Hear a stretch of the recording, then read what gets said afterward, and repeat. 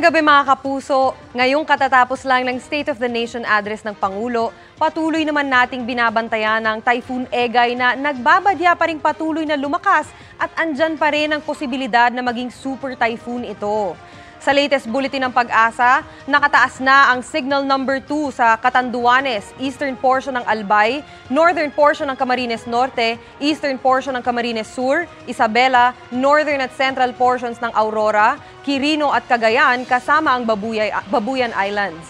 Gayun din sa Apayao, Kalinga, central at eastern portions ng Mountain Province, eastern portion ng Nueva Vizcaya, eastern portion ng Ifugao, central at eastern portions ng Abra, Ilocos Norte at Batanes.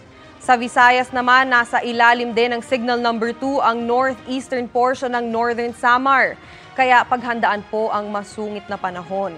Signal number 1 naman sa Metro Manila, Sorsogon, Masbate kasama ang Ticao Island, Burias Island, natitirang bahagi ng Albay, Camarines Sur ng Camarines Norte, Abra, Mountain Province at natitirang bahagi ng Ifugao.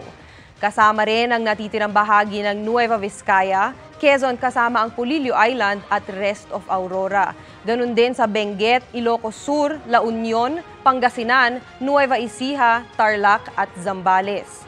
Kasama rin ang Bataan, Bulacan, Pampanga, Rizal, Cavite, Laguna, Marinduque, central and eastern portions ng Romblon, pati sa northern at central portions ng Batangas. Signal number 1 din sa Eastern Samar at natitirang bahagi ng Northern Samar, Biliran, pati ang northern at central portions ng Leyte. Gayun din sa northern portion ng Cebu, kasama ang Bantayan Islands at Camotes Islands. Asahan sa mga lugar na yan ang malalakas na ulan at bugso po ng hangin. Magiging maalon at delikadong maglayag sa mga lugar na nasa ilalim ng wind signals, pati sa iba pang baybayin ng Visayas at eastern seaboard ng Mindanao.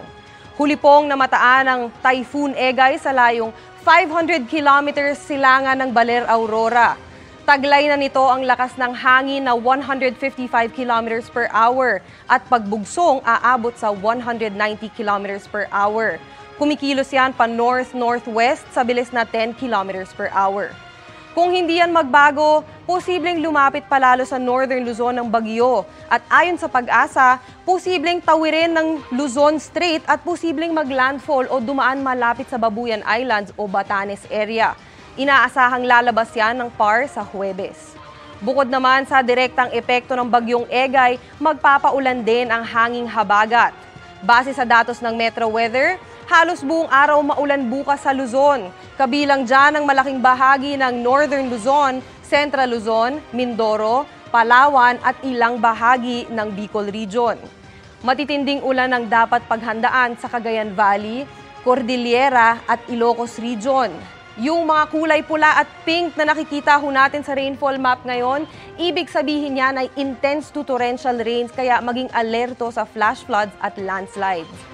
Sa Visayas naman, umaga pa lang may matitinding ulan na sa Panay Island at Negros Provinces, gayon din sa Samar at Leyte Provinces at Bohol. Posibleng magpatuloy yan hanggang hapon kaya mag-ingat ho mga kapuso. Magiging maulan din sa Zamboanga Peninsula at Northern Mindanao sa umaga. Pero pagdating ho ng hapon, mas maraming lugar na sa Mindanao ang uulanin, kasama na dyan ang Socsargen, Caraga at Davao Region.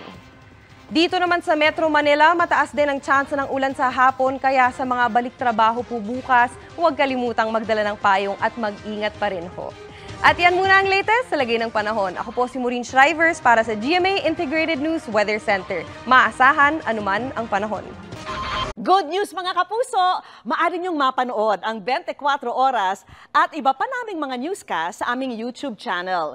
I-click lang ang subscribe button na lalabas sa screen. Sa mga kapuso abroad, maaari niyo kaming masubaybayan sa GMA Pinoy TV at sa www.gmanews.tv.